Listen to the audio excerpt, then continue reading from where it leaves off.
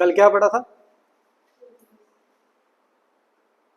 Feudalism और renaissance और reformation और अमेरिकन रेवोल्यूशन या American war of independence. 3 topic कर दिए कल के, ठीक है।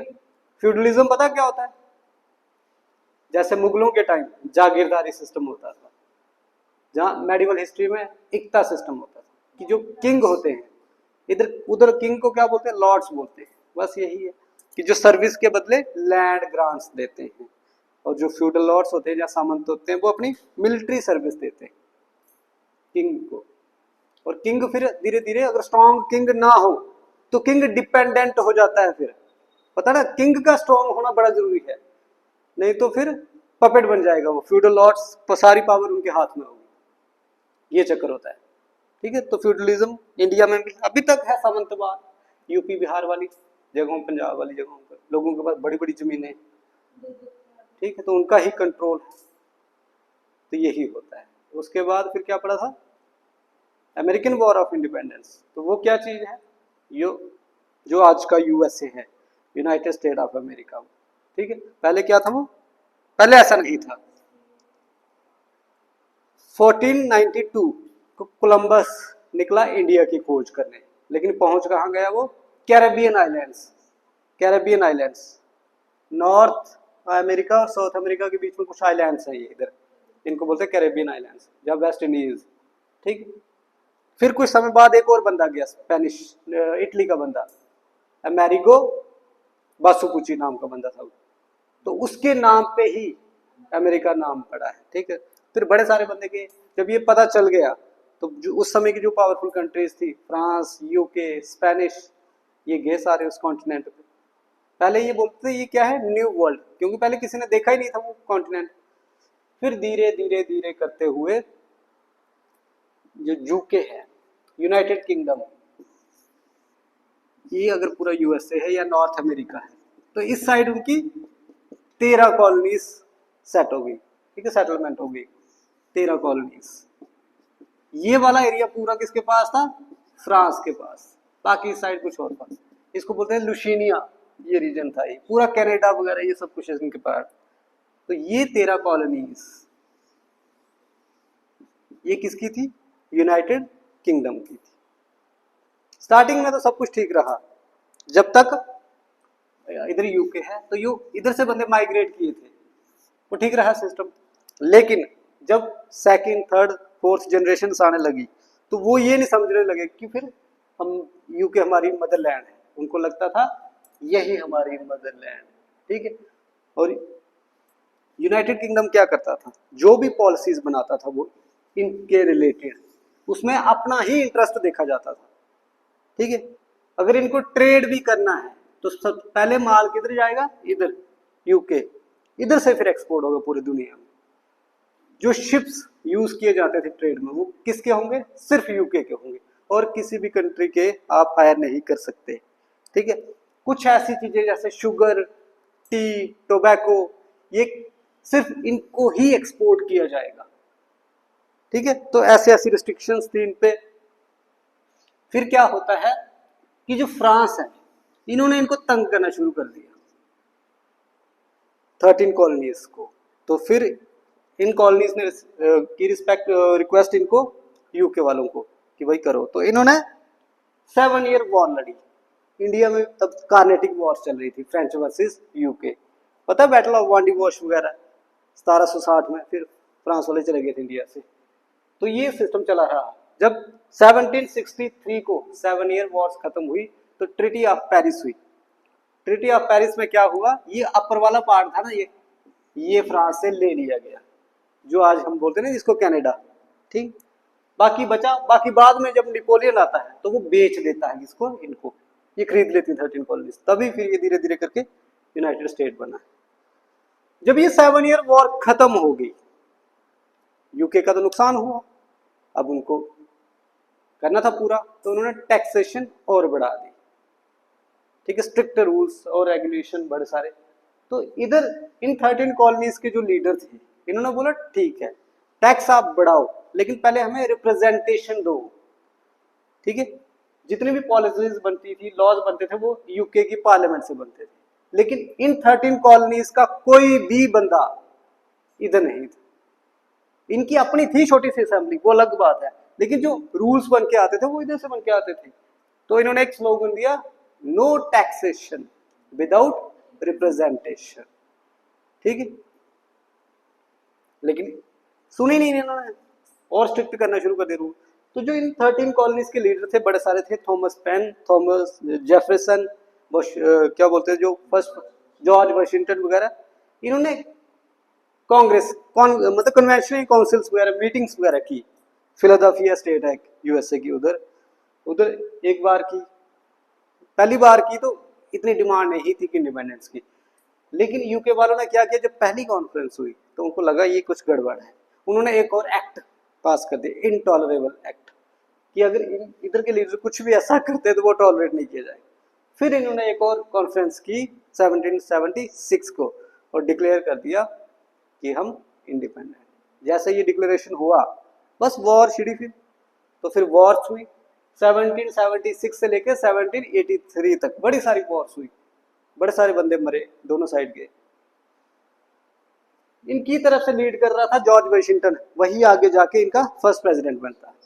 इधर बड़े सारे लीडर आए, लेकिन लास्ट में लीडर था कॉर्नवालिस, लॉर्ड कॉर्नवालिस, जो इंडिया भी आया है 1792 में, इधर का भी गवर्नर जनरल रहा है, जो भी वाइसरॉय वगैरह। तो उसने फिर लास्ट में सरेंडर कर दिया। क्यों सरेंडर किया था? इन 13 कॉलोनीज को बाहर की एक्सटर्नल सपोर्ट बड़ी थी, जो ये फ्रांस है ना एडजॉइनिंग रीजन में, इन्होंने फुल सपोर्ट दी थी, मिलिट्रली, पैसे, सब कुछ। तो फिर ये इंडिपेंडेंट हो गए, यूएसए आज़ाद हो गया। कुछ समय बाद यूएसए ने अपना कॉन्स्टिट्यूशन वगैरह वो किया, उसमें बिल ऑफ राइट्स बोलते जो फंडामेंटल राइट्स ऐड किए, अमेंडमेंट्स के थ्रू ऐड किए हैं।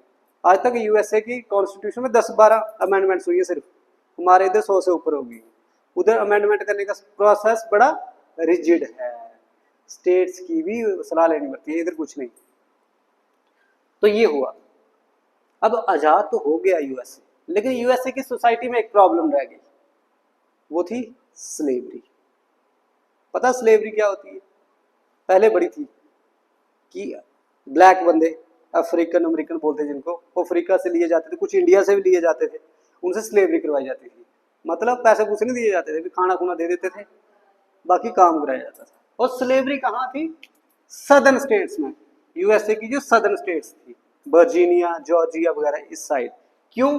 क्योंकि इधर एग्रीकल्चर सबसे ज्यादा होती है यूएसए में, शुगर केन, टोबैको, कॉटन, सब कुछ। लेकिन जो नॉर्दर्न स्टेट्स हैं, ये तो इंडस्ट्रियल एरियाज है, न्यूयॉर्क, डेट्रॉइट, शिकागो वगैरह, इधर तो रिच लोग, पढ़े लिखे लोग, इंडस्ट्रियलाइज लोग। जो नॉर्दर्न स्टेट्स थी, ये किसके पक्ष में थी कि स्लेवरी अबॉलिश कर दो। लेकिन जो सदर्न स्टेट्स थी, ये चाहती थी कि स्लेवरी अबॉलिश ना हो, क्योंकि जब भी स्लेवरी अबॉलिश होती तो इनकी इकोनॉमी क्रम्बल कर जाती। ठीक है, अब मूवमेंट चल गई, नॉर्दर्न और वेस्टर्न स्टेट्स ने मिलकर मूवमेंट चलाई कि स्लेवरी अबॉलिश करेंगे, और एक नई पार्टी जन्म लेती है जिसको बोलते हैं रिपब्लिकन पार्टी। पता है, ट्रंप जो है वो रिपब्लिकन पार्टी का ही है। तो रिपब्लिकन पार्टी बनी ही इसलिए थी कि स्लेवरी अबॉलिश करनी है। ठीक है, और रिपब्लिकन पार्टी का कैंडिडेट इलेक्शन में खड़ा कौन हो गया?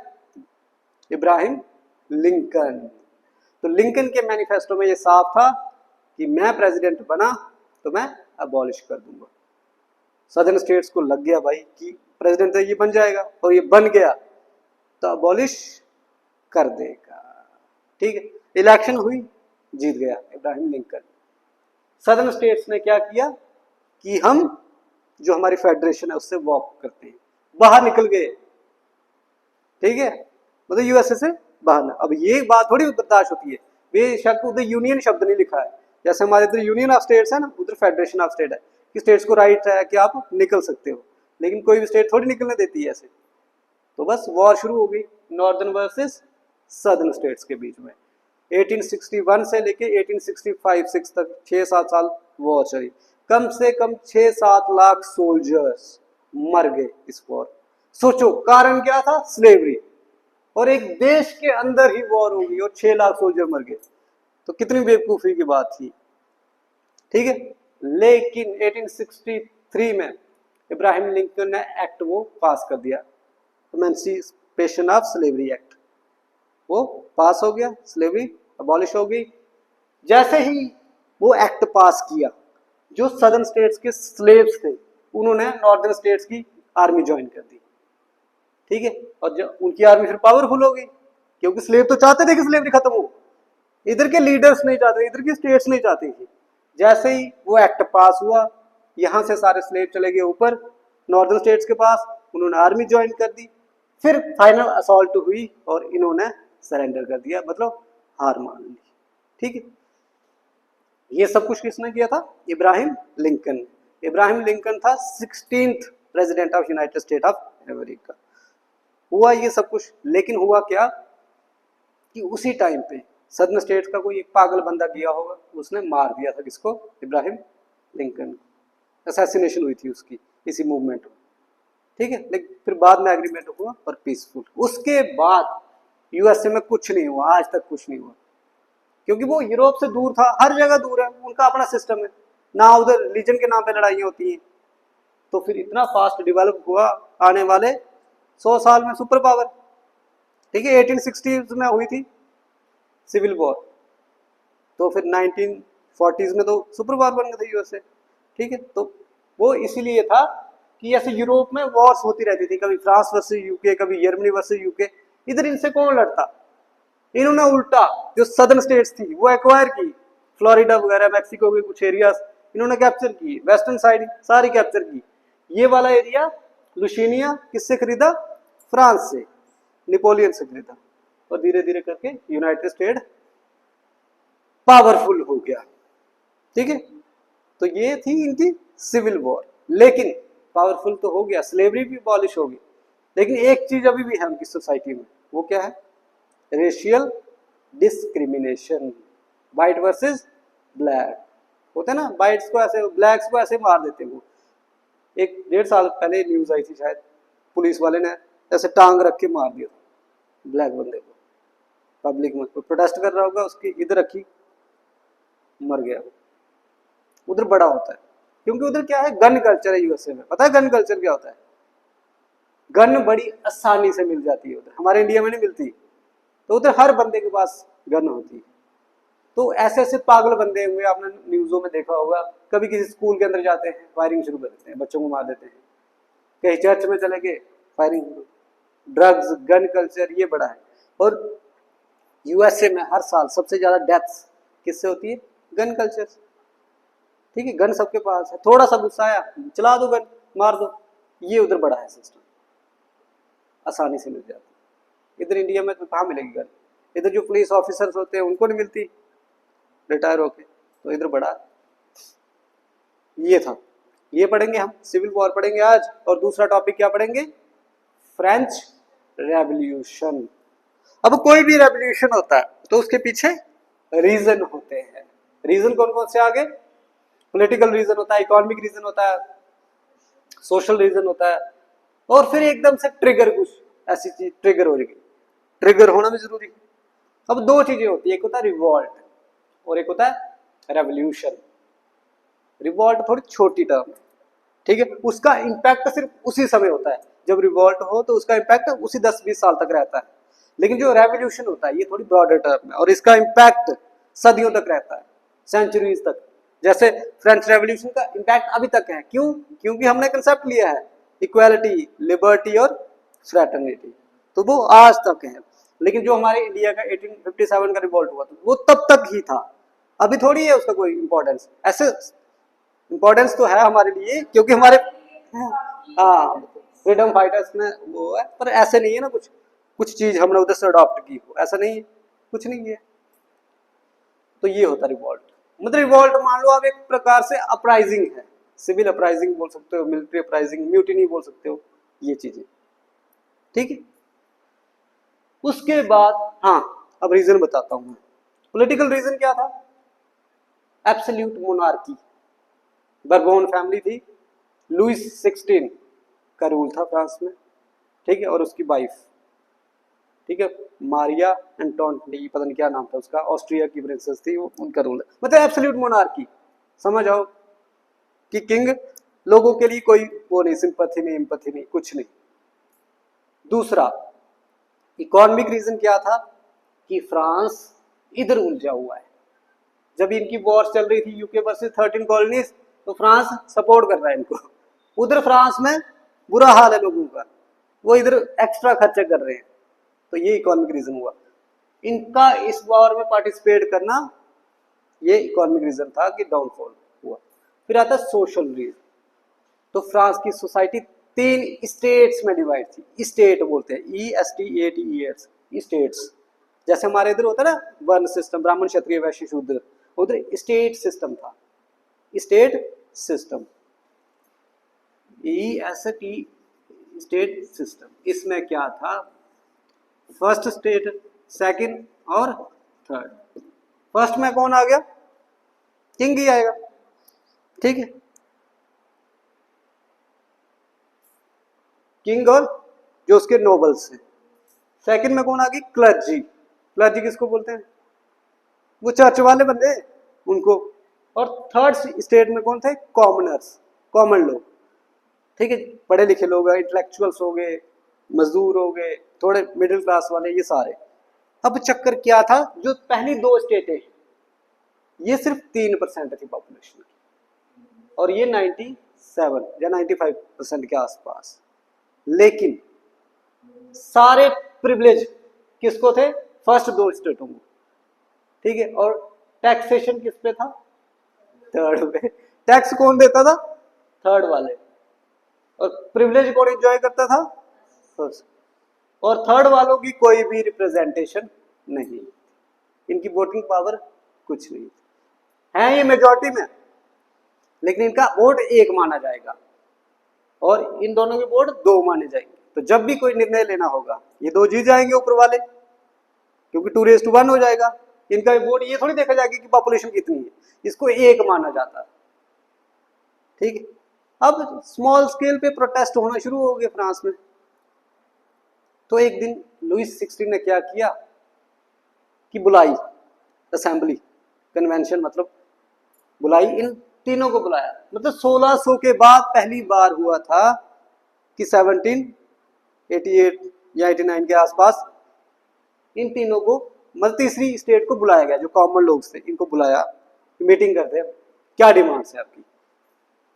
इन्होंने क्या बोला, इक्वल वोटिंग राइट्स होनी चाहिए। जैसे इनको इक्वल वोटिंग राइट्स नहीं थे ना, इनकी रिप्रेजेंटेशन होनी चाहिए। अब किंग ने सोचा मैं तो दे दूंगा इनको रिप्रेजेंटेशन, लेकिन बाकी 2 नाराज हो जाएंगे। तो जो बाकी 2 स्टेट्स थी उन्होंने अपोज किया इस चीज को कि नहीं। तो जो थर्ड स्टेट थी वो आ गई बाहर। उन्होंने क्या किया, उधर पेरिस में एक जगह है बेस्टाइल प्रिजन, उसको तोड़ दिया। जुलाई में तोड़ा था 1789 को, और उसी को बोलते हैं स्टार्ट ऑफ फ्रेंच रेवोल्यूशन। तो 1789 से लेके 1799 तक चला फ्रेंच रेवोल्यूशन, ठीक है। तो फ्रेंच रेवोल्यूशन के बीच फिर बड़ी सारी चीजें आई। जब उन्होंने बेस्टाइल प्रिजन तोड़ दी, फिर आए वो टेनिस कोर्ट में आए, उधर ओथ ली उन्होंने, ठीक है, ओथ ली।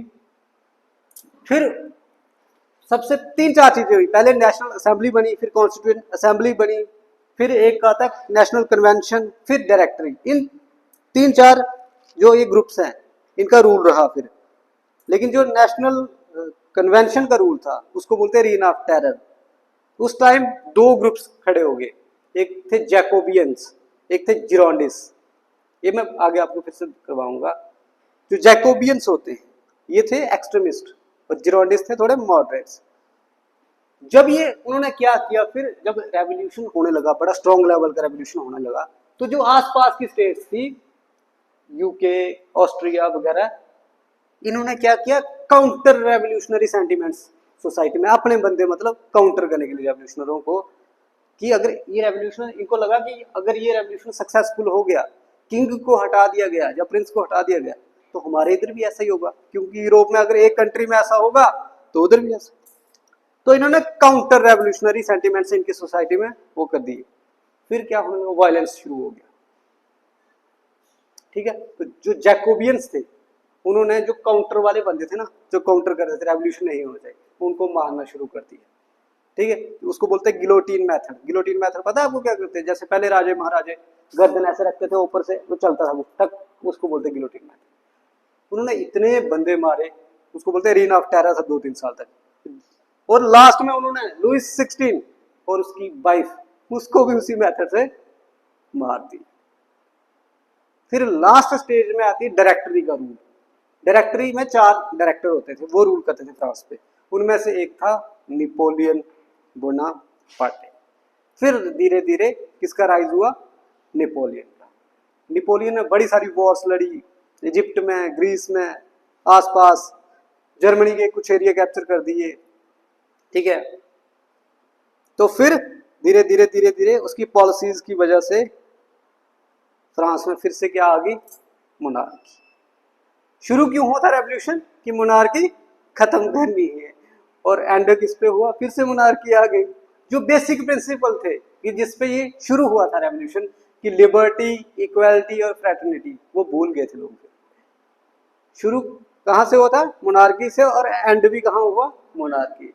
तो नेपोलियन बोनापार्टे 1804 में फिर से फ्रांस का मोनार्क बन गया, फ्रांस का किंग बन गया। स्टार्टिंग वाला जो उसका रूल था 2-3 साल तक, वो बड़ा अच्छा था। उसने बड़ी सारी इकोनॉमिक रिफॉर्म्स लाए, एजुकेशनल रिफॉर्म्स लाए, उसने कोर्ट्स बनाए, उनको बोलते हैं नेपोलियन कोर्ट्स, मतलब लॉज बनाए, बड़ा कुछ किया। लेकिन फिर जो कॉन्टिन्यूअस वॉर्स कर रहा था ना, उसका फ्रांस की सोसाइटी पे बड़ा असर हुआ, क्योंकि वॉर्स में पैसा लगता है, इकोनॉमी इंपैक्ट होती है। जब भी इकोनॉमी इंपैक्ट होती है तो एम्पायर खत्म हो जाता है। ये फॉर्मूला है, E is equal to E, economy is equal to empire, E खत्म, एम्पायर खत्म। तो धीरे धीरे धीरे फिर ये होने लगा सिस्टम। बड़ी सारी वॉर्स लड़ी उसने फिर। तो फिर क्या हुआ? जो फ्रांस ने क्या किया, वो फ्रांस के खिलाफ पूरा यूरोप खड़ा हो गया, और 1813 के आसपास पूरा यूरोप मिलके उसके खिलाफ लड़ता है और उसको हरा देता है। फिर 1815 में होती है बैटल ऑफ वाटरलू, उसमें नेपोलियन बोनापार्टे को हरा देते हैं। वो पढ़ेंगे हम बाद में, इसका इतना पढ़ने की जरूरत नहीं है। फिर रेवोल्यूशन ही पढ़ना है, और फिर देखेंगे कि रेवोल्यूशन का इम्पैक्ट क्या हुआ सोसाइटी पे, ठीक है। ये पढ़ेंगे फ्रेंच रेवोल्यूशन। उसके बाद एक नई चीज है, नई चीज नहीं, पुरानी चीज है, नेशनलिज्म क्या होता है। इस पे क्वेश्चन भी आ सकता है आपको, नेशनलिज्म क्या होता है। तो नेशनलिज्म पढ़ लेंगे, ठीक है। और नेशनलिज्म का क्या इम्पैक्ट था वर्ल्ड हिस्ट्री पे या फ्रेंच रेवोल्यूशन पे। नेशनलिज्म क्या होता है अगर आपसे पूछे कोई?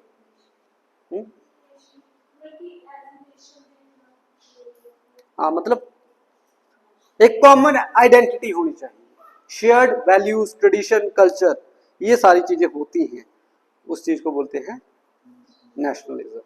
नेशनलिज्म और पैट्रियोटिज्म अलग अलग चीजें, ठीक है। तो ये करेंगे हम। तो शुरू करते हैं। कौन सा टॉपिक करना पहले? अमेरिकन सिविल वॉर, पहले ये कर लेते हैं, फिर करेंगे फ्रेंच रेवोल्यूशन।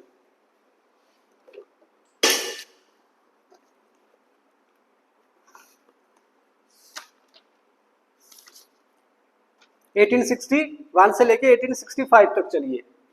1861 से लेके 1865 तक चली थी अमेरिकन सिविल वॉर।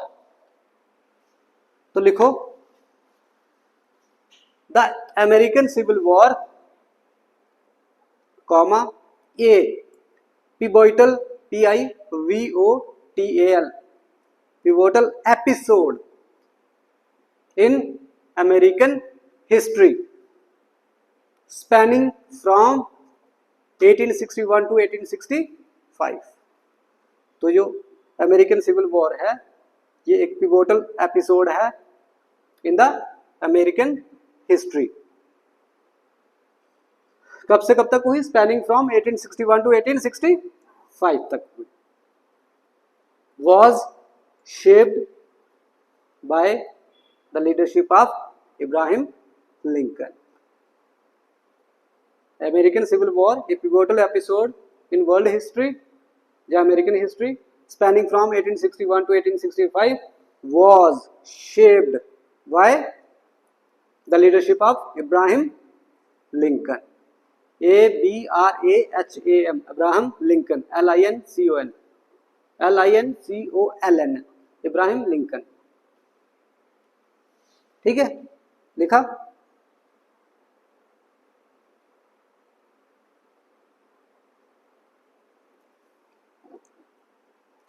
फिर लिखो, Lincoln's unwavering commitment, Lincoln's unwavering commitment to freedom and his role as the commander-in-chief of Union forces. Lincoln's unwavering commitment to the freedom and his role as a commander-in-chief of Union forces guided the North's struggle to preserve the Union and eradicate slavery.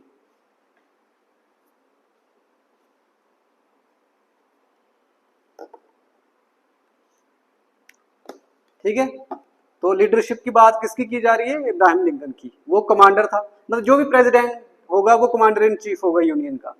ठीक है, तो उसकी leadership के under जो struggle थी northern states की forces की, तो वो बात कर रहे हैं। तो उसने प्रिजर्व करके रखा यूनियन को, क्योंकि वो इसी ने वॉर डिक्लेयर की थी फिर कि यूनियन से भाई अलग नहीं हो सकते, ये अलाउड नहीं हो सकता। His influential emancipation, is influential emancipation, EMANCIPATION, emancipation proclamation of 1863, his influential emancipation proclamation of 1863 emancipated slaves.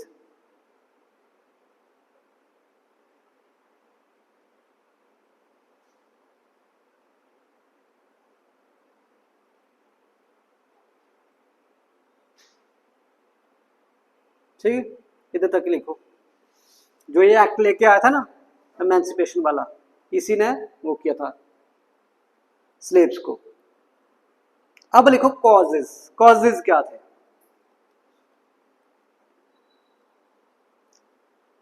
पहला लिखो slavery,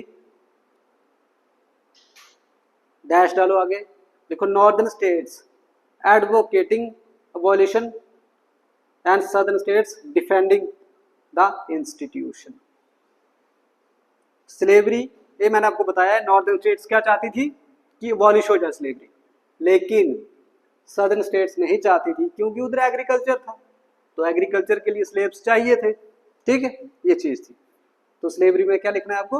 northern states advocating abolition and southern states defending the institution.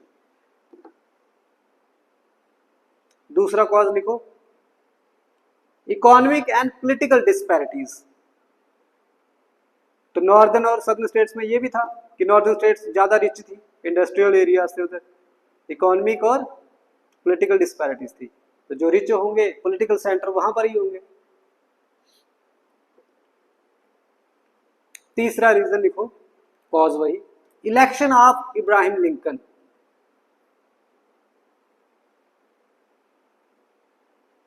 इसके आगे डैश डालो। द 1860s, द 1860 नहीं लिखना, 1860 election of Ibrahim Lincoln, comma, who opposed slavery expansion, slavery's expansion, intensified tension between north and south। तो जैसे ही Ibrahim Lincoln की election होती है, तो सबको पता था कि ये अपोज करता है स्लेवरी को, तो फिर जो टेंशन थी नॉर्थ वर्सेस साउथ वो इंटेंसिफाइड होगी।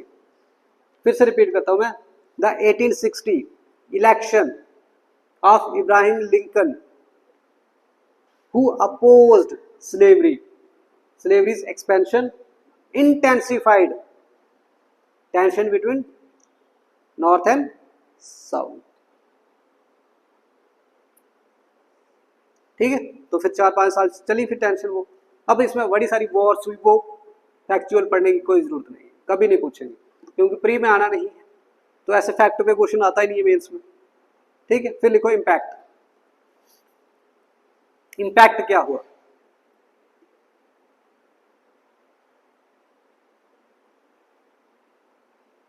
पहला क्या लिखेंगे? Political impact. लिखो, the civil war resulted in the preservation of the union and abolishment of slavery. तो जब इस सिविल वॉर की वजह से क्या हुआ, यूनियन थी वो बच गई, क्योंकि सदर्न स्टेट्स ने तो डिक्लेयर कर दिया था कि हम बाहर है भाई, हम फेडरेशन का पार्ट नहीं है। लेकिन जब वॉर्स हुई तो लास्ट में इन्होंने सरेंडर कर दिया और फिर बच गई union. The civil war resulted in the preservation of the union and abolishment of slavery in the United States।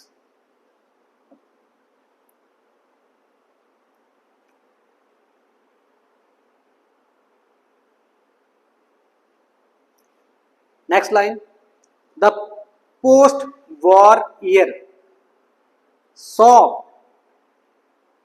the ratification of the post-war year saw the ratification of 13th, 14th and 15th amendment to the US Constitution।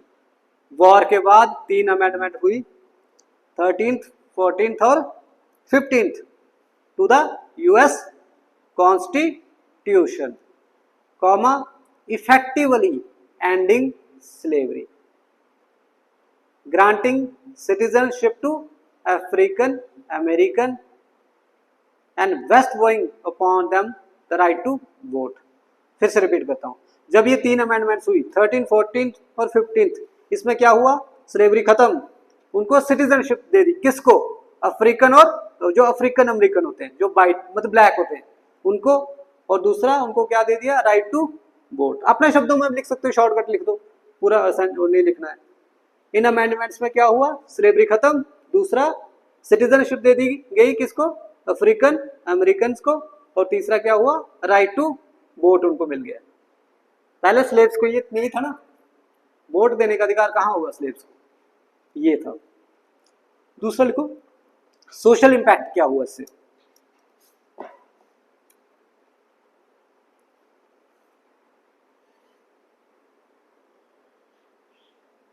Social impact तो आपको पता ही है, slavery बेशक abolish होगी लेकिन race का concept तो है, अभी भी रेशियल डिस्क्रिमिनेशन होती है, वही है।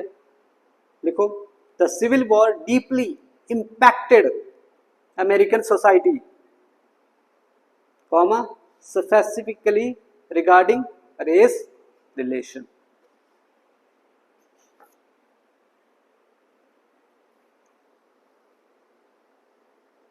ठीक है, तो सिविल वॉर डीपली impacted American society, comma specifically regarding race relation। तो रेस वाला कंसेप्ट आज भी है, white versus black. Trump election ही व्हाइट वर्सेस ब्लैक के दम पे जीतता है, वो व्हाइट सपोर्टर हैं उसके सारे। ठीक है,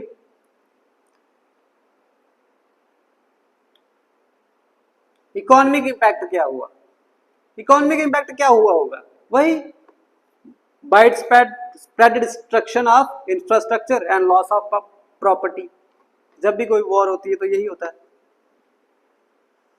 लिख दो, अपने शब्दों में लिख दो इसको आप, wide spread destruction of infrastructure and loss of lives and property, ये आ गया economic impact.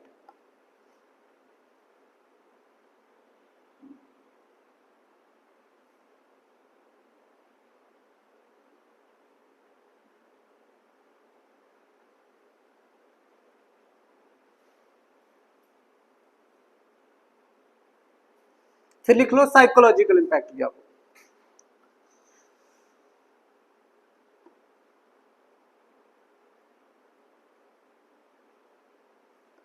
The civil war left deep psychological scars, SCAR scars on the American psyche, PSYCHE।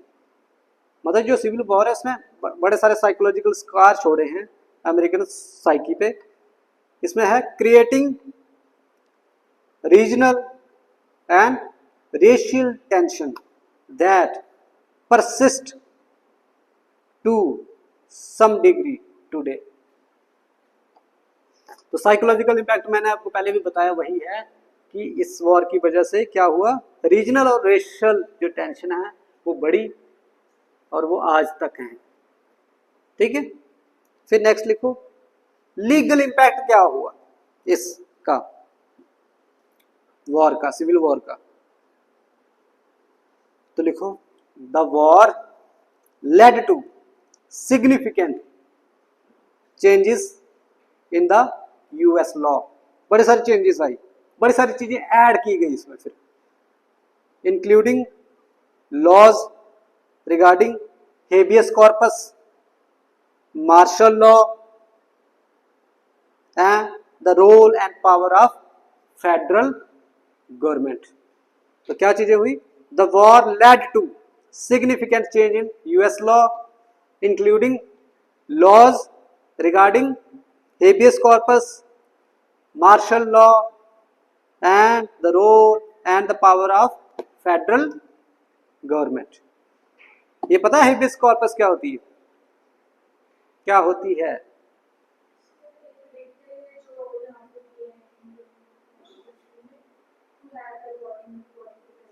वो तो ठीक है, पर एग्जांपल बताओ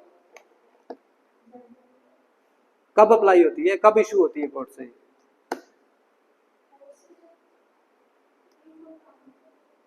काम शाम नहीं करते, जब किसी बंदे को गलत तरीके से अरेस्ट कर दिया जाए और उसके फंडामेंटल राइट्स वायलेट हो रहे हैं, तब कोर्ट इशू करता है हेबियस कॉर्पस। मतलब तू बता रही है ना हैव द बॉडी, मतलब दिखाओ भी छोड़ो बंदे को।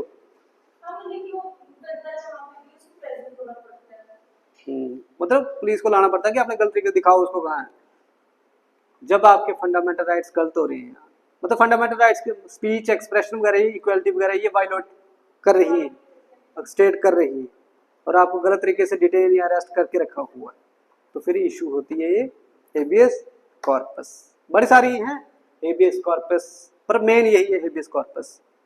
मैंडमस है, सर्शियोरी है, क्यू वारंटो है, ठीक है, प्रोहिबिशन है, हो गई 5। ठीक है, तो ये इंपैक्ट हुआ, इतना ही है टॉपिक। चल गया ना पता, सिविल वॉर हुई कब थी, क्यों हुई थी? स्लेवरी का चक्कर था, north versus south. Southern states में स्लेवरी थी क्योंकि उधर एग्रीकल्चर थी, नॉर्थ में नहीं थी। लेकिन जब इब्राहिम लिंकन की इलेक्शन होती है तो उसने पहले ही अपने मैनिफेस्टो आता ना इनका, जब इलेक्शन होती है तो उसने बोला था कि मैं प्रेसिडेंट बनूंगा तो मैं खत्म कर दूंगा स्लेवरी। लेकिन जैसे वो चुना गया तो सदर्न स्टेट्स ने डिक्लेयर कर दिया कि हम नहीं है यूनियन का पार्ट, इंडिपेंडेंट। पर ये मंजूर नहीं होता, किसी भी प्रेसिडेंट को थोड़ी मंजूर होता कि मेरे टाइम पे स्टेट्स वॉकआउट कर जाए। उसने फिर कर दी डिक्लेयर वॉर्स, लड़ाइयाँ हुई, बड़ी सारी लड़ाइयाँ हुई, वो नाम रखने की कोई जरूरत नहीं।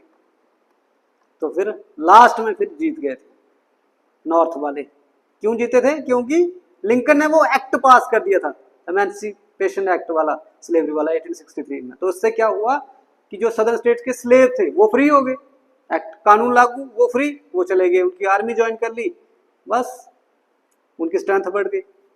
तो लास्ट में फिर एग्रीमेंट हो गया था दोनों का कि नहीं। लेकिन उसकी डेथ के बाद, इब्राहिम लिंकन की डेथ के बाद।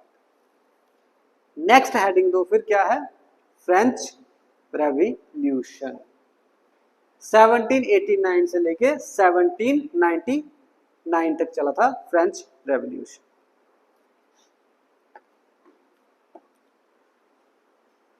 लिखते हैं इसका थोड़ा सा क्या है ये, लिखो the French revolution comma A moments shift in French history comma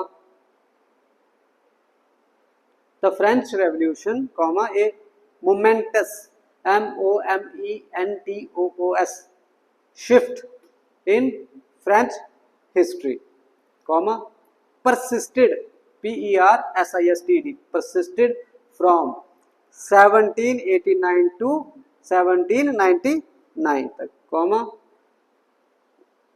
इधर तक फुल स्टॉप कॉमा नहीं फुल स्टॉप।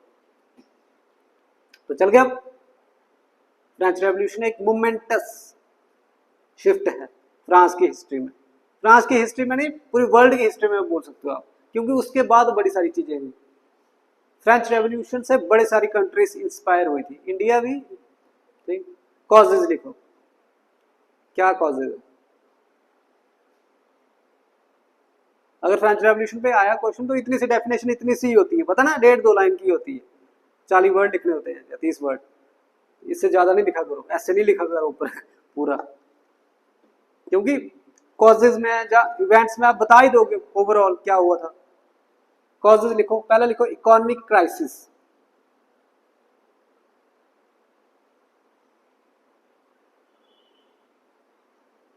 ठीक है। उस समय फ्रांस डेट में था, क्यों? क्योंकि इसकी इन्वॉल्वमेंट थी कहां पे, उधर ही अमेरिकन वॉर ऑफ इंडिपेंडेंस में फ्रांस सपोर्ट कर रहा था 13 कॉलोनीज को, तो उसकी वजह से वही लिखना है। France already in debt due to its involvement in American Revolution and the 7-year war।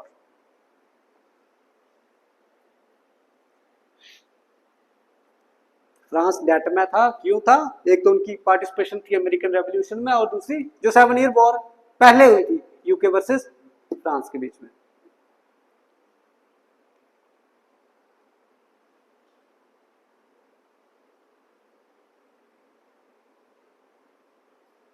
ठीक है, एक ये रीजन होगा इकोनॉमिक। दूसरा इकोनॉमिक रीजन पता क्या था? जो रॉयल्स थे, रॉयल फैमिलीज, उनके एक्स्ट्रावेगेंट खर्चे थे, मतलब फ्रांस डेट में चल रहा लेकिन वो लग्जरी की लाइफ जीते थे। तो ये लिखना है नहीं लिखना वो छोड़ो, ये भी था। ठीक है, दूसरा लिखो पॉलिटिकल क्राइसिस।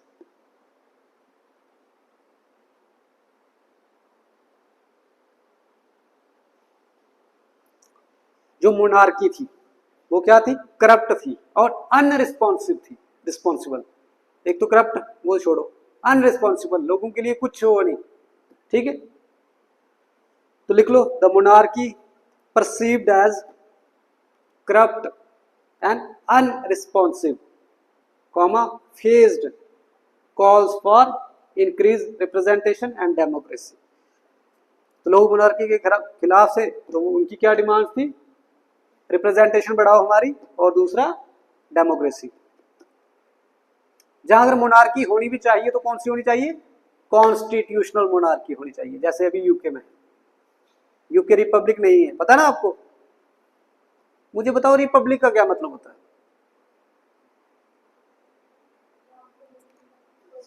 दो शब्द पूछता हूं मैं, किसी भी कंट्री का डेमोक्रेटिक होना जरूरी है या रिपब्लिक होना जरूरी है?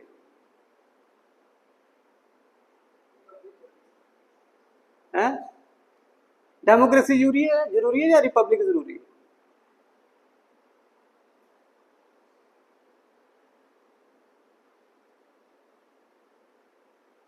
सोचो। हाँ विदु, कहा डेमोक्रेसी जरूरी होती है या रिपब्लिक होना जरूरी होता है?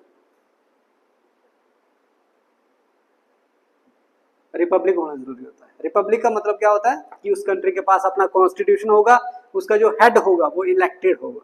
ठीक है, अगर किसी कंट्री में सिर्फ डेमोक्रेसी है, कॉन्स्टिट्यूशन है नहीं, तो वो अपनी मर्जी से कॉन्स्टिट्यूशन बना लेंगे, और क्या पता ये रख देंगे अगली इलेक्शन 50 साल बाद होगी क्योंकि वो अपने हिसाब से बनाएंगे, ऊपर कॉन्स्टिट्यूशन ही नहीं है। तो डेमोक्रेसी इतनी जरूरी नहीं होती। डेमोक्रेसी का मतलब यही है, फ्री एंड फेयर इलेक्शंस, यही डेमोक्रेसी। ठीक है, लेकिन रिपब्लिक होना बड़ा जरूरी है, क्योंकि रिपब्लिक होगा, आप जब रिपब्लिक तभी बनते हो जब आपके पास कॉन्स्टिट्यूशन है, रिटन या अनरिटन कुछ भी, और आपका जो हेड है वो इलेक्टेड है, लोगों द्वारा चुना हुआ है। तो वैसे ही यूके में अभी तक इलेक्टेड हेड नहीं है। उनकी हेड कौन होता है? किंग या क्वीन, वो चुने हुए थोड़ी है, वो हेरिडिटरी चलते आ रहे हैं, ये चक्कर। दो रीजन बता दिए ना मैंने।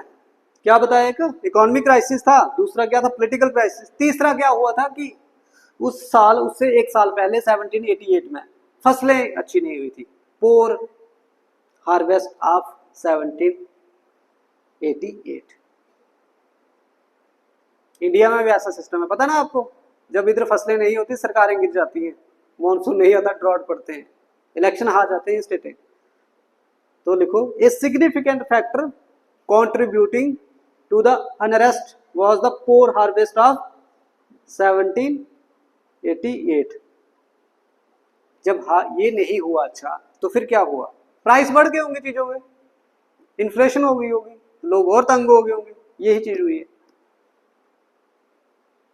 Fourth, calling of the state journal, CALLING, calling of the state journal 1789। तो किंग ने क्या बुलाई? स्टेट जर्नल बुलाई, मतलब मीटिंग। इसमें क्या हुआ? इसको लिख लो अच्छा से, ठीक है। The calling of state journal in 1789, ये रिप्रेजेंटेटिव असेंबली, ये क्या है? कि रिप्रेजेंटेटिव असेंबली है, composed of clergy, nobility and commoners. तो तीन सेक्शन है इसमें, एक आई क्लर्जी, एक आई नोबिलिटी, तो तीसरे कौन थे? कॉमनर्स थे। कॉमा डाल के marked a critical event that heightened political tension and created a platform for demanding political and social reforms.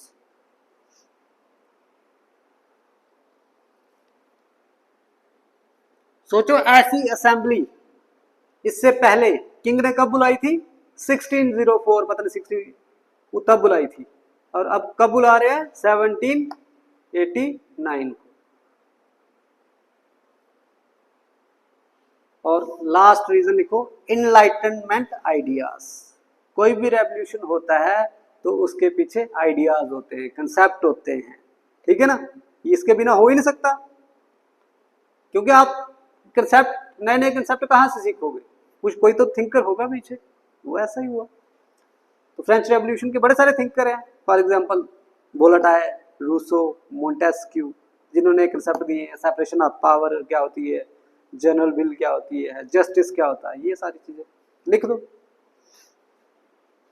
The enlightenment emphasising reason, मैंने हेडिंग क्या बताया था इसका?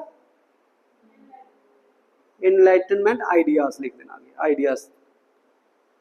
The enlightenment emphasising reason and individual rights. जब बात करते हैं इंडिविजुअल राइट्स की, तो उसमें आ जाते हैं फिर equality, liberty, freedom of speech, expression, वो इंडिविजुअल राइट्स ही है ना, against the state.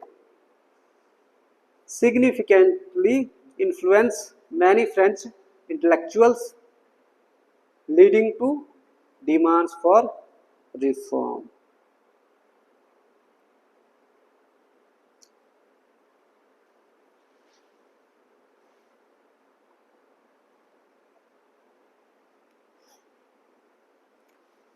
The enlightenment, मैं रिपीट कर रहा हूँ, the enlightenment emphasising reason and individual rights significantly influences many French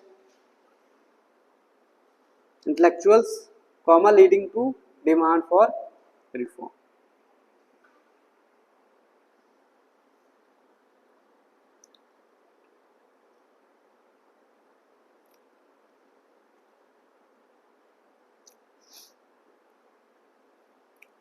events, next heading को इवेंट्स, क्या क्या इवेंट्स हुए?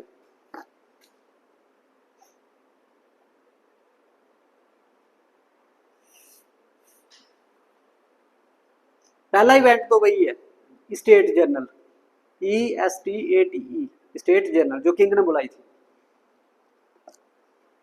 लिखो, किंग लुइस, LOUIS 16 कैसे लिखते हैं? वी आई, ये 16 हुआ 14 हुआ, 16 ही होता है ना। हाँ, king Louis 16 convene CONVENED convene the state general in May 1789 which included representative from the 3 states of French society। King ने बुलाई वही स्टेट्स जर्नल, और उसमें फ्रेंच की सोसाइटी से तीनों स्टेट्स पार्टिसिपेट कर रही थी। अब तीनों स्टेट बार बार लिखने की जरूरत नहीं है, नोबिलिटी, क्लर्जी और कॉमनर्स। तो अब सीधा लिख लेते हैं कि जो थर्ड स्टेट थी, the third state demanding more representation, comma, form the national assembly.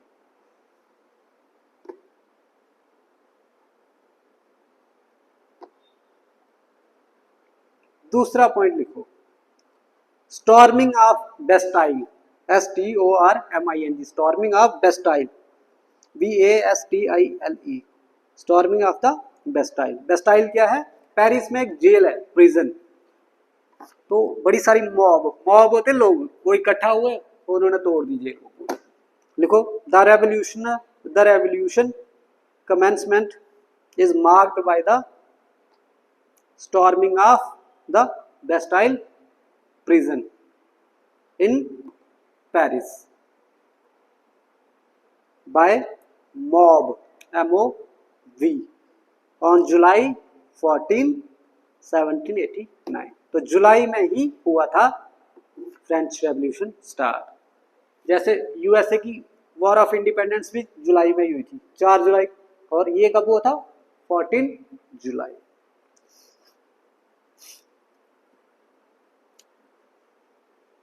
तीसरा जो खतरनाक इवेंट है इसमें, वो क्या हुआ था? Reign of terror. लिखो, रीन ऑफ टेरर। ये कब से कब तक हुआ था? 1793 से लेकर 1904 तक, 1.5 साल चला था। ये बड़ा खतरनाक था।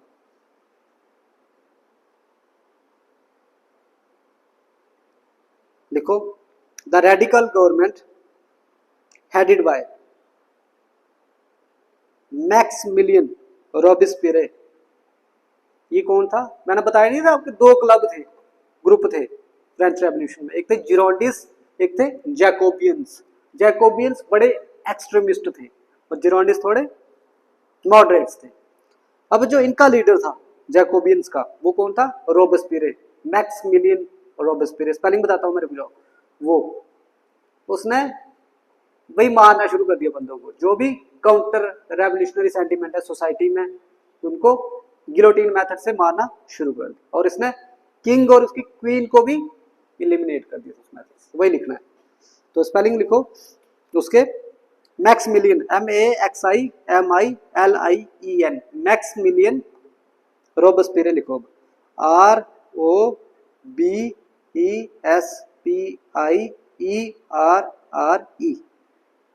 ठीक है, तो मैं बताता हूं फिर से। रीन ऑफ टेरर में क्या था? The radical government headed by Maximilian Robespierre launched a campaign of violence, executing thousands accused of counter-revolutionary activities। तो जिन बंदों पे इनको शक भी होता था कि ये काउंटर रेवोल्यूशनरी सेंटिमेंट्स को प्रमोट कर रहे हैं, उनको एग्जीक्यूट कर दिया जाता था गिलोटिन मेथड से। ठीक है, और फोर्थ इवेंट लिखो, द राइज ऑफ नेपोलियन।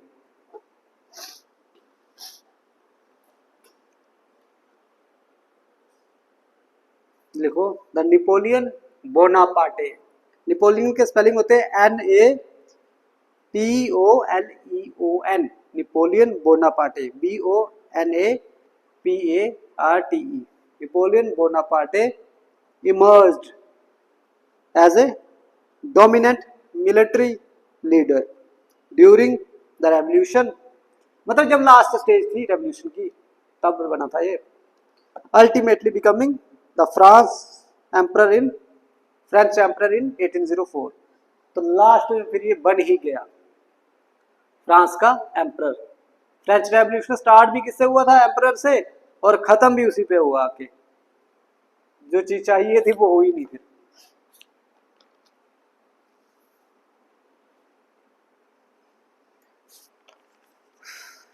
अब मेन चीजें पढ़नी है हमने, वो है फेजेस। फेज क्या क्या हुआ फ्रेंच रेवोल्यूशन में, वो नहीं पढ़ा। देखो फेजेस ऑफ फ्रेंच रेवोल्यूशन।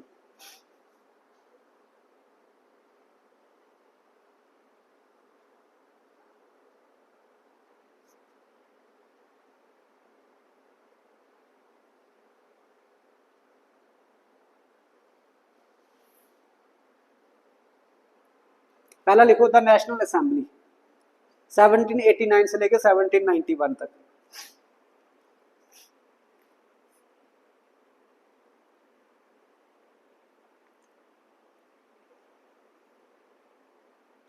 इसमें क्या हुआ नेशनल असेंबली में, जब वो लोग मिलने नहीं गए थे उसके बाद बनती है एक नेशनल असेंबली कि वो अब गवर्न करेगी फ्रांस को। इसमें क्या हुआ, सबसे पहले उन्होंने क्या किया, the national assembly abolished feudalism, comma drafted the declaration of rights of man and the citizenship and established a constitutional monarchy. इन्होंने अभी किंग को ओवरथ्रो नहीं किया, अभी भी रखा उसको, लेकिन कॉन्स्टिट्यूशन होगा भाई, कॉन्स्टिट्यूशनल मोनार्की होगी कि किंग ही सब कुछ नहीं है। किंग भी किसके द्वारा गवर्न किया जाएगा? कॉन्स्टिट्यूशन के। लिखो, मैं रिपीट करता हूँ, the national assembly abolished feudalism. सबसे पहले तो फ्यूडलिज्म, जो नोबल्स वगैरह है वो तो जाओ घर जाओ, फ्यूडलिज्म। फिर कामा ड्राफ्टेड द डिक्लेयर, क्या बोला मैंने, declaration of the rights of man, मतलब राइट्स, फंडामेंटल राइट्स बोल सकते हो आप उनको, एंड सिटीजनशिप। उसके बाद and established a constitutional monarchy. तो 91 तक क्या किसका रूल रहा? नेशनल असेंबली का। ये फेज चला नेशनल असेंबली वाला। फिर दूसरा फेज आओ, द लेजिस्लेटिव असेंबली 1791 से लेके 92 तक। Legislative assembly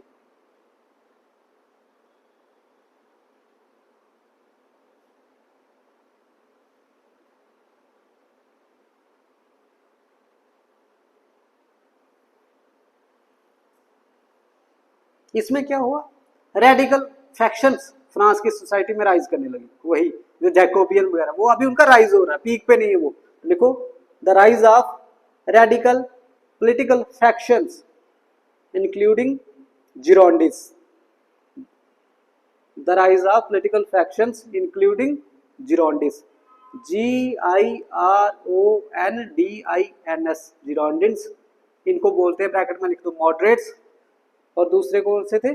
Jacobians, JACOBINS। Jacobians क्या थे? एक्सट्रीमिस्ट। तो आपको पता है इंडिया का कोई एक किंग था, वो भी इसका मेंबर था जैकोबियन क्लब का। कौन था? टीपू सुल्तान। वो भी जैकोबियन है, मेंबरशिप ली थी, मतलब उस क्लब का मेंबर था वो। ठीक, लिखो, this phase saw the fall of monarchy and establishment of the first French Republic. इस टाइम पे क्या हुआ था, फिर मोनार्की को खत्म कर दिया, किंग को ही साइड कर दिया। This phase saw the fall of monarchy and establishment of the first French Republic. तो फ्रेंच क्या बन गया फिर? रिपब्लिक बन गया। ठीक है, लिख दिए। तीसरा लिखो पॉइंट, तीसरा फेस आ गया, द नेशनल कन्वेंशन 92 से लेके 1795 तक चला।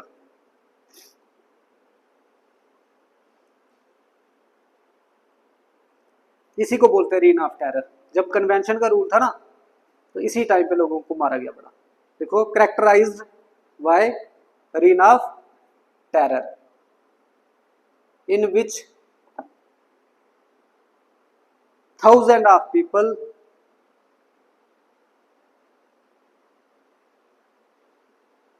Supported counter revolutionary activities were executed. तो इस टाइम उन्होंने चुन चुन के उन बंदों को मारा जो काउंटर रेवोल्यूशनरी सेंटिमेंट बढ़ा रहे थे सोसाइटी में।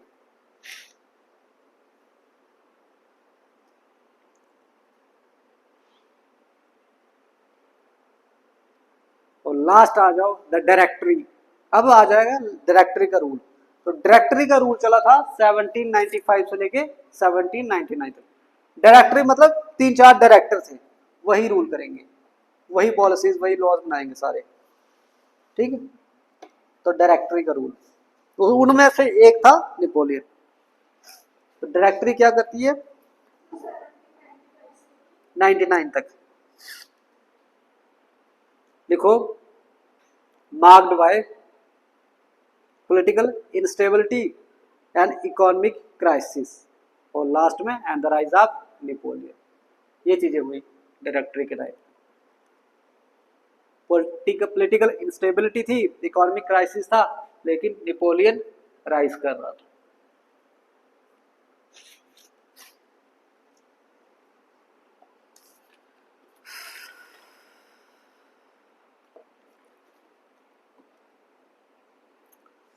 नेक्स्ट आ जाओ आउटकम्स क्या हुए फ्रेंच रेवोल्यूशन के।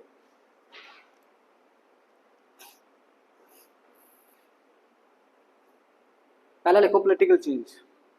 पॉलिटिकल चेंज में 2-3 पॉइंट लिख दो। पहला पॉइंट है कि एंड ऑफ एब्सोल्यूट मोनार्की। दूसरा पॉइंट है द बर्थ ऑफ रिपब्लिक।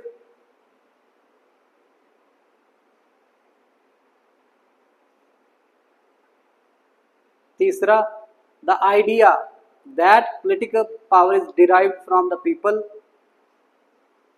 तीसरा ये आइडिया भी आ गया कि पॉलिटिकल पावर कहां से ड्राइव होती है, लोगों से। जैसे हमारे प्रेम्बल में नहीं लिखा we the people.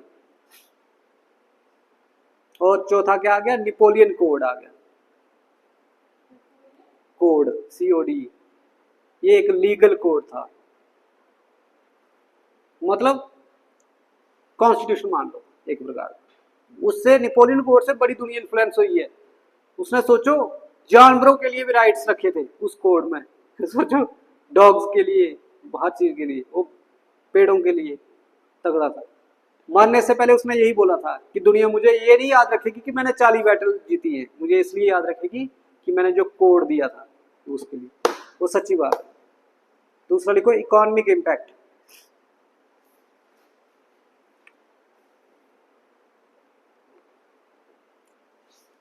Economic impact में यही चीजें हुई कि पहला क्या है अबॉलिशमेंट ऑफ फ्यूडलिज्म। दूसरा क्या है इंट्रोडक्शन ऑफ फेयर टैक्सेशन। और फेयर टैक्सेशन, सबको टैक्स, सब पे टैक्स लगेगा। और तीसरा क्या है promotion of industrialisation. Abolishment of feudalism, the introduction of fair taxation, and तीसरा क्या है इसका part the promotion of industrialisation.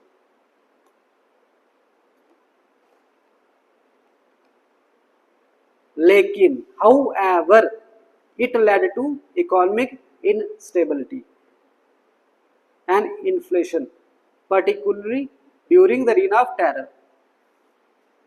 बाकी सब ठीक है, लेकिन जब reign of terror चल रहा था तब क्या थी, इकोनॉमिक इंस्टेबिलिटी थी और इन्फ्लेशन थी, ये याद रखना।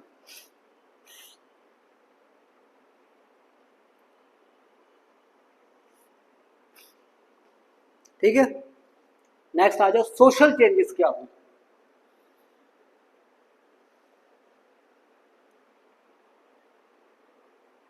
सोशल चेंजेस यही हुई कि इक्वल राइट्स दे दिए गए। Introduction the idea of citizenship आ गया कंसेप्ट।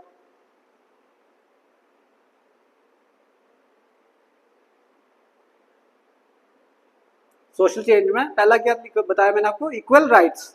दूसरा है introduce the idea of citizenship. तीसरा fostering a strong sense of national identity among French people.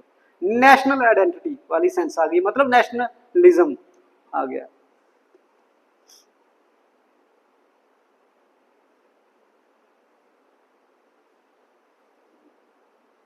Next लिखो इंटरनेशनल इम्पैक्ट।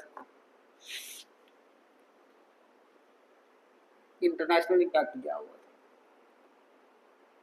पहला इसके नीचे रेवोल्यूशनरी मूवमेंट्स वर्ल्ड वाइड, सारी इससे ही इंफ्लुएंस है maximum. New military tactics and strategies, बस इतना ही लिखो इसका। New military tactics and strategies.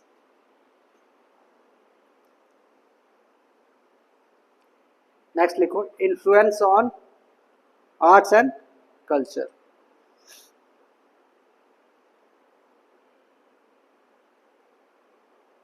देखो the French revolution brought about ये shift in artistic and cultural expression, highlighting the themes of liberty, democracy and nationalism। पहले देखा था ना हमने पेंटर्स अलग टाइप की पेंटिंग्स बनाते थे, लेकिन अब थीम क्या रहेंगे? लिबर्टी, डेमोक्रेसी और नेशनलिज्म। वो पता होगा आपको, स्टैचू ऑफ लिबर्टी फ्रांस का था ना, वो उन्होंने यूएसए को गिफ्ट दिया था।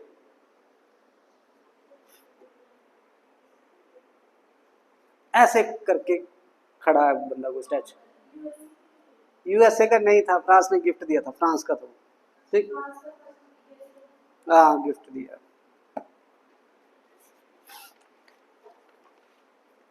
ठीक है, इतना ही। अब reform bye Napoleon Bonaparte. Napoleon जब मोनार्क रहा फ्रांस का 1804 से लेकर 1815 तक, 13 तक रहा था मैं, उसने क्या क्या रिफॉर्म्स लाए वो पढ़ लेते हैं, ताकि अगर नेपोलियन पे ही सीधा डायरेक्ट क्वेश्चन आ जाए आपको तो वो लिख लो आप। ठीक है, इसके नीचे लिखो Napoleon Bonaparte a significant military and political leader, comma instituted several reforms during his rule in France। तो अपने टाइम उसने कौन कौन से रिफॉर्म्स लाए वो पढ़ेंगे। These reforms influenced various aspects of society, administration and laws such as, अब लिखते हैं पहला आ गया नेपोलियन, NAPOLEONIC, नेपोलियनिक कोड। पहले कोड दिए थे जो उसने, इसके अंदर क्या क्या था? Provide equality before law, protected private property and established religious freedom. ये चीजें थी उसके कोड के अंदर। Equality before law, protected private property, और तीसरा क्या? एस्टैब्लिशमेंट ऑफ रिलीजियस फ्रीडम, मतलब किसी भी रिलीजन का बंदा है उसको फ्रीडम है। फ्रांस में फ्रीडम पे बड़ा वो किया जाता है, पता है ना आपको, फ्रीडम बड़ी है उधर। दूसरा रिफॉर्म था सेंट्रलाइज्ड एडमिनिस्ट्रेशन, भाई जो भी किंग होगा वो ऐसा ही बनाएगा कि पावर सेंटर में ही रहे। तीसरा एजुकेशनल रिफॉर्म्स, इसमें क्या किया था? Promote scientific and technical education.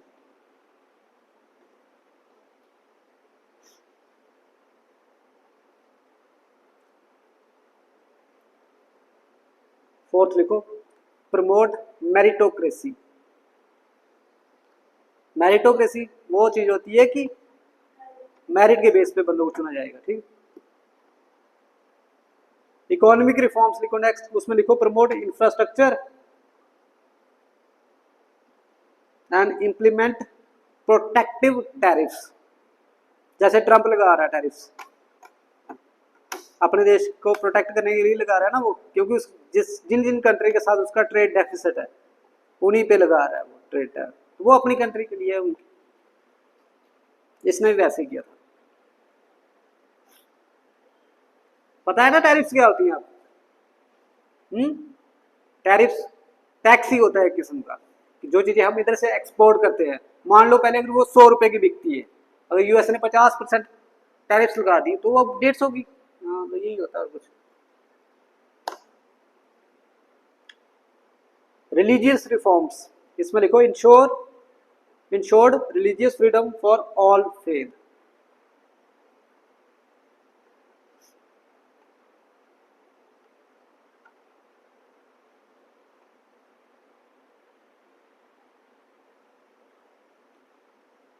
उसके बाद लिखो कोडिफिकेशन ऑफ लॉज। नेक्स्ट, जितने भी लॉज थे, कानून थे, सारे कोडिफाई कर दी।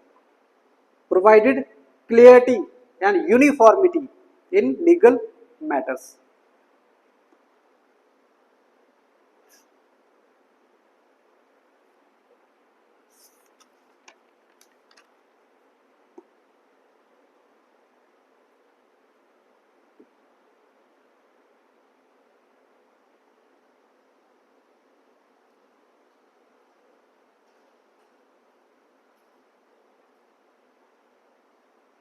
Next, public works.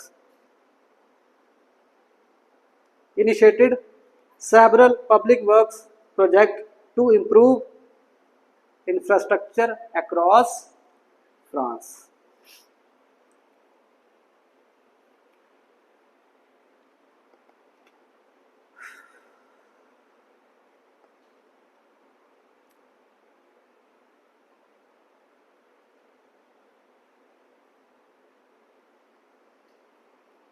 और आज का लास्ट टॉपिक है नेशनलिज्म।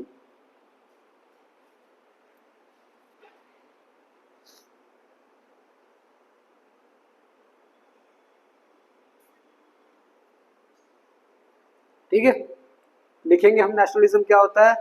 टाइप्स भी होती है नेशनलिज्म की, एक होता है एथनिक नेशनलिज्म और एक होता है सिविल। एथनिक मतलब फॉर एग्जांपल वो अपना नहीं पढ़ा हिटलर वाला नाजी, वो एथनिक था, नाजी एथनिसिटी है, तो वो बोलते थे कि हम ही सुप्रीम हैं, ठीक है, हम ही जर्मन है असली, वो एथनिसिटी के बेस पे था, तो वो एथनिक नेशनलिज्म। बाकी सिविक सिंपल नेशनलिज्म होता है, जो सोसाइटी में हम शेयर करते हैं ट्रेडिशन कल्चर वैल्यूज, वो आ गया सिविक नेशनलिज्म। लेकिन ये नेशनलिज्म आया कहाँ से प्रमोट हुआ ये, तो इसमें भी रोल किसका है, वही थिंकरों ने दिया होगा। फिर आगे जाके नेपोलियन का बड़ा रोल है, पर नेपोलियन जहां जहां भी अटैक करता था ना, फॉर एग्जाम्पल नेपोलियन ने किया था जर्मनी पे अटैक, उस समय जर्मनी की 300 स्टेटें थी, इसने क्या किया, उनको कोडिफाई करके कितना बना लिया, 39, मतलब यूनिटी में ला दिया, प्रमोट कर दिया लोगों को यूनिटी में रहो। नहीं तो 300 स्टेट्स होंगी तो कहाँ यूनिटी होगी उस कंट्री में, सभी अपने अपने इंटरेस्ट कर, लेकिन अब इतना छोटा कर दिया, स्टेट्स 39 कर दी, तो थोड़ी सी सेंस तो नेशनलिज्म की आई होगी। तो ऐसा ऐसा बड़ी जगहों पे किया, वो भी पढ़ेंगे अब। देखो जो नेशनलिज्म है ये क्या क्यों इमर्ज हुआ, जो नए नए चैलेंजेस आ रहे थे मॉडर्न वर्ल्ड में, वही लिखना। लिखो nationalism emerged in response to the challenges posed by modern world।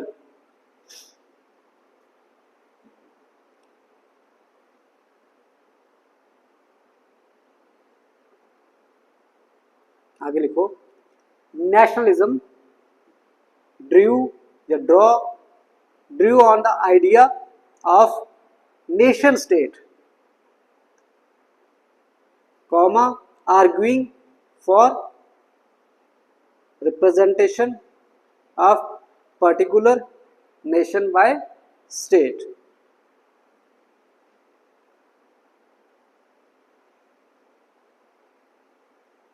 लिखो enlightenment thinkers such as Rousseau,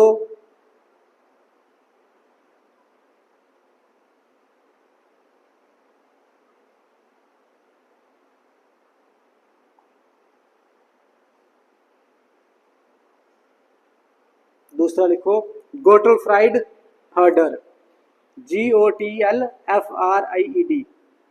हर्डर HERDER, led the ground work for nationalistic thought। इन दो थिंकरों का बड़ा रोल है, रूसो का और हार्डर का। इन्होंने ग्राउंड वर्क तैयार की थी नेशनलिस्टिक थॉट्स के लिए।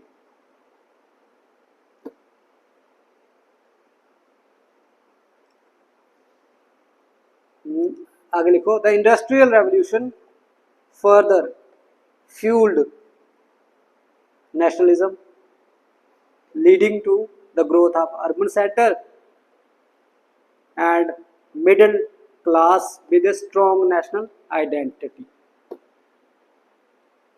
इंडस्ट्रियल रेवोल्यूशन हुआ था, ये अभी हमने पढ़ा नहीं है, इसको लास्ट में या बीच में पढ़ लेंगे, ठीक है।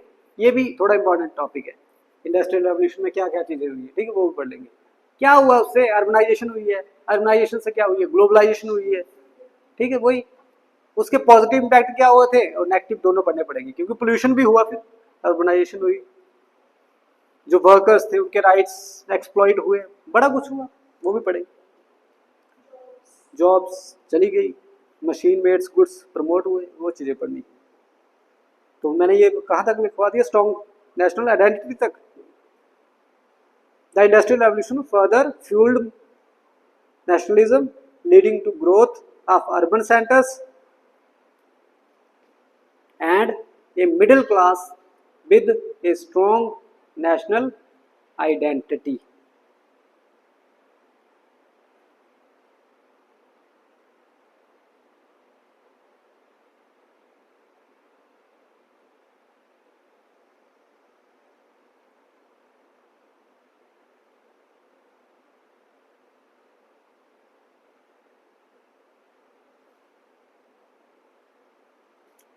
अब छोटू सा टॉपिक लिखो, टाइप्स ऑफ नेशनलिज्म।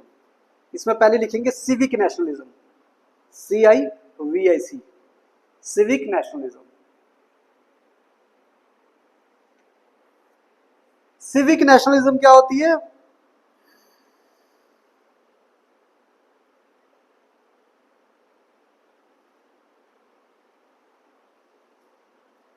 लिखो, civic nationalism is inclusive, INCLUSIVE,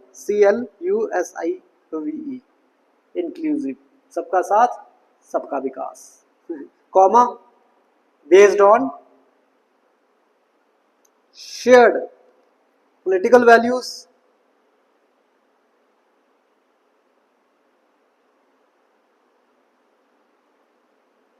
culture, tradition etcetera. Example आ गई USA एंड फ्रांस।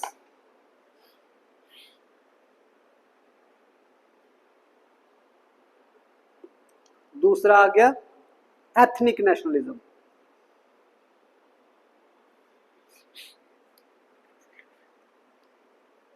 जैसे सिविक इंक्लूसिव है तो एथनिक क्या है, एक्सक्लूसिव है।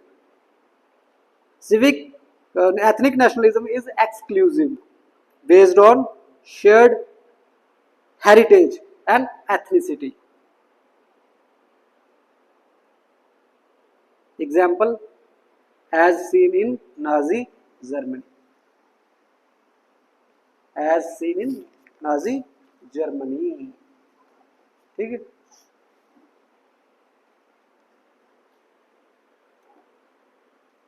आगे एक लाइन लिख लो, the interpretation of nationalism shapes the country's policies and societal dynamics. तो किस कंट्री में किस हिसाब का नेशनलिज्म है, वही शेप करेगा उस कंट्री की पॉलिसीज और उसकी सोसाइटी की डायनामिक्स।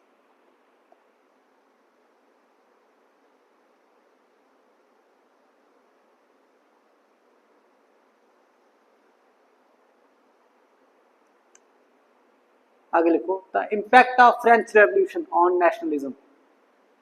फ्रेंच रेवोल्यूशन का क्या इम्पैक्ट हुआ नेशनलिज्म पे?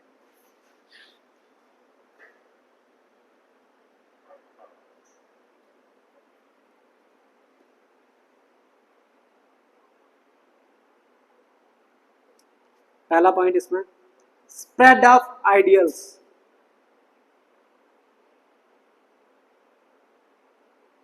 Spread of ideals, IDEALs। तो लिखो, the French revolution propagated ideals of liberty, equality and fraternity। unity, which is essential to European national movements.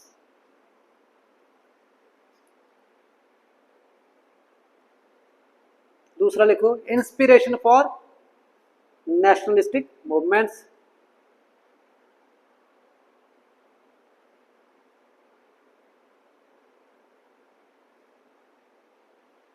तीसरा लिखो, the revolution was motivated by the belief that political power should belong to the nation. The revolution was motivated by the belief that political power should belong to the nation.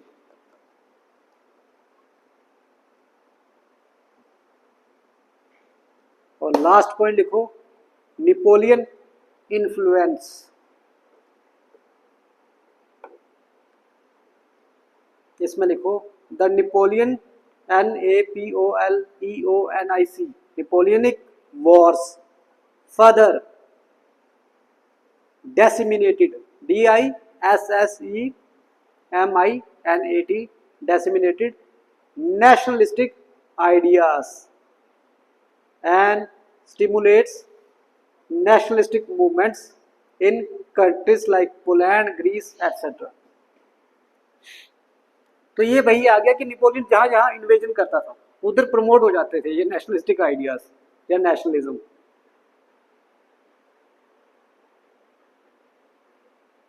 बस करते हैं ना, थक गए यार आज।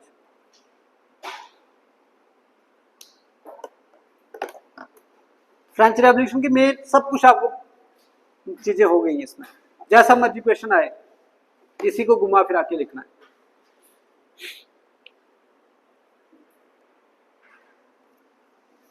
ठीक है, फिर कल इसके आगे क्या पढ़ेंगे हम, यूनिफिकेशन ऑफ जर्मनी, इटली, उनकी यूनिफिकेशन पढ़ लेंगे, वो भी इंपॉर्टेंट है। आता क्वेश्चन यही है मेन, इटली और उसकी यूनिफिकेशन पे। एक करवाई थी बिस्मार्क ने करवाई थी जर्मनी की, और इटली की 3-4 बंदों ने करवाई है, गैरीबाल्डी, मजीनी, काउंट कैबुर, वो 3-4 बंदों का रोल है वही। फिर आ जाएंगे वर्ल्ड वॉर्स, वो दोनों पढ़ेंगे, फिर देख लेंगे आगे क्या करना है। बीच में जो भी टॉपिक्स लगेंगे इंपॉर्टेंट वो करते जाएंगे। ठीक है, थक गए हो ना, वेरी गुड।